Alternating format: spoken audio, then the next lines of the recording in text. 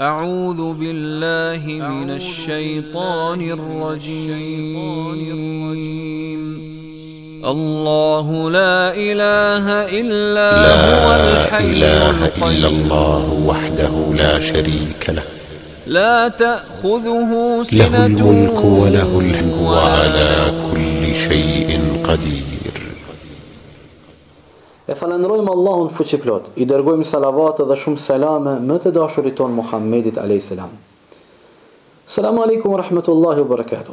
Të nderuar miq, po takohemi me serialin e radhës në vazhdim e serialeve tona, si të mbrohemi nga shejtani i mallkuar.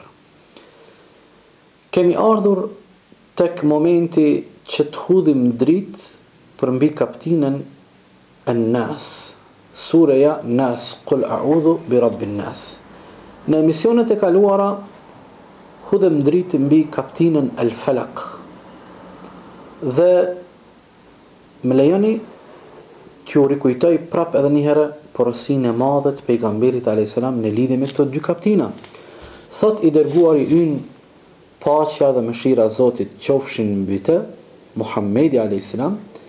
Allahu fuqiplot ju ka dhuru njerëzve dy gjëra shumë të rëndësishme të cilat i mbrojnë njerëzit ato. Ato janë Kul a'udhu bi rabbil falaq dhe Kul a'udhu bi rabbin nas. Nuk ka mbrojtës më të mirë se sa këto dy kaptina që Allahu te baraka wa taala i bëri dhurat njerëzimit që ata të mbrohen nga të këqijat që ata mund të atakohen. Kur jemi te kaptina An-Nas, Allahu subhanahu wa ta'ala në këtë sure në mëson që ne të kërkojmë mbrojtjen e Allahut te baraka wa ta'ala me emrat e tij të bukur dhe me atributet e tij të larta. Kjo sure fillon duke e kërkuar mbrojtjen prej Allahut me 3 emra të bukur. Qul a'udhu bi rabbin nas. Thuaj o Muhammed, unë kërkoj mbrojtjen e prej Zotit të njerëzve. Melikin nas, kërkoj mbrojtjen nga sundimtari i njerëzve. Ilahin nas, kërkoj mbrojtje nga i adhuruari i njerëzve. Dëmë thot, Allahu te baraka wa taala këtë sure e hap me 3 emrat e tij të bukur. Me emrin Ar-Rabb, me emrin El-Malik dhe me emrin Ilah. Është interesant që çdo njëri prej këtyre emrave e ka një veçori që dallon prej emrit tjetër. Në fillim Allahu te baraka wa taala e fillon surën me emrin e tij të bukur Ar-Rabb. Rabbun nas. Kërkoj mbrojtjen e Allahut nga Zoti i njerëzve, prej Zotit të njerëzve.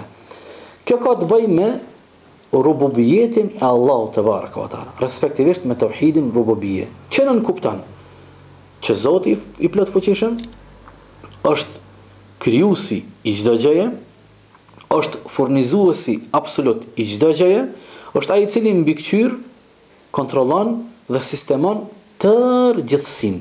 Ky është një definicion për me e kuptu rububiyetin e Allahut te baraka wa taala apo kuptimet e gjëra të emrit Ar-Rabb. Ulemaja në mesin e tyre Ibn al-Qayyim rahimahullah thot Allahu fuqiplot e fillon këtë sure me kërkimin e mbrojtjes me rububien, duke Rabbun nas, Zotin e njerëzve. Nga se kërkimi i kësaj mbrojtje është më gjithëpërfshirës. Se në rububietin e Allahut, në besimin se Allah është krijuesi i çdo gjëje, furnizuesi i çdo gjëje dhe sistemuesi i çdo gjëje, jeta dhe vdekja janë në duart e tij, pjesa dërmuese e njerëzve në këtë rrafsh dhe në këtë aspekt të besimit nuk kanë problem. Pjesa dërmuese e njerëzve këto i besojnë dhe në këtë sferë nuk i bëjnë shoq Allahu te baraka wa taala. Për dallim prej tauhidit uluhie, që është ilahin nas, kërkoj mbrojtjen nga i adhuruari i njerëzve, e këtu njerëzit i bëjnë shoq Allahu te baraka wa taala, ose duke adhuruar dikën tjetër pas Allahun, ose krahas adhurimit me Allahun, adhurojnë edhe dikën tjetër me Allahun, i bëjnë ortaki.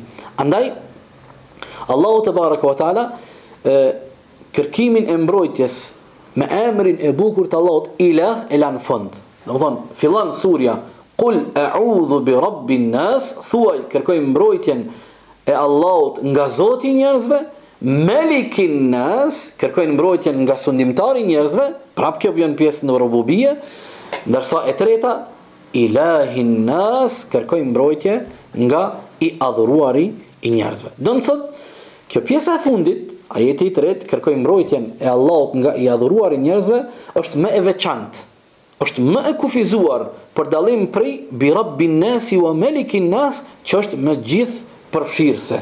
Nga se kjo e treta zgjidhet me vetë dëshirë nga besimtarët. Do të thotë, edhe njerëzit që t'jem më i qartë, pjesa dërmuese e njerëzve besojnë se Allah është krijuesi i tyre, besojnë se Allah është krijuesi i gjithësisë, besojnë se Allahu është furnizuesi absolut, besojnë se Allahu është ai i cili mbikëqyr dhe sistemon këtë gjithësi, besojnë se Allahu është sundimtari i sundimtarëve.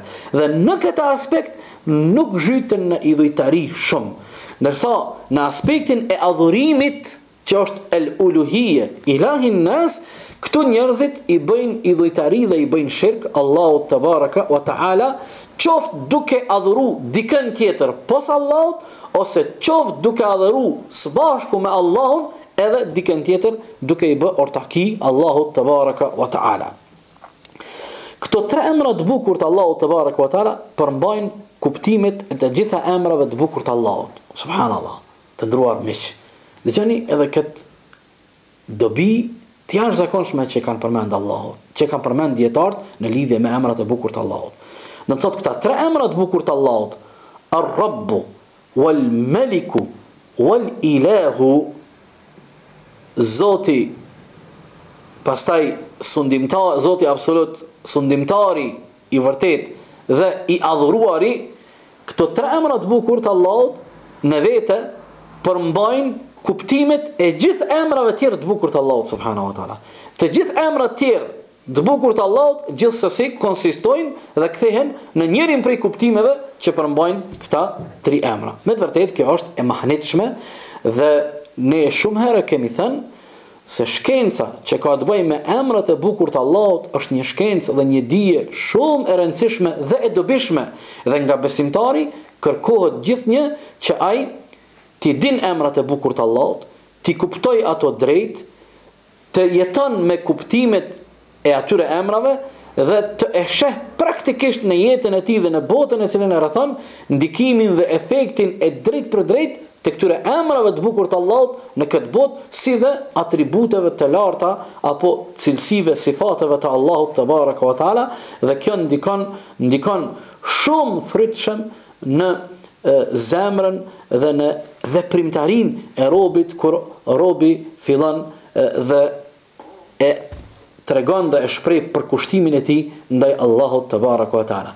Ne këtu do të ndalemi dhe do ta përfundojmë këtë porosi të këtij seriali të sotshëm, e me lejen e Allahut në serialin e ardhshëm do të vazhdojmë me porosinë e radhës që ka të bëjë me ajetet e mbetura të kësaj sure. E lutem Allahun te baraka wa taala që çdo herë të jemi në mbrojtjen dhe kujdesin e Allahut fuqiplot. Në momentin kur robi është në mbrojtjen dhe kujdesin e Allahut xhalla wala, atëra ai është gjithnjë i sigurt dhe i mbrojtur prej çfarë do të keqe që ajo mund ta godet. Deri në takimin e radhës, wassalamu alaikum wa rahmatullahi wa barakatuh.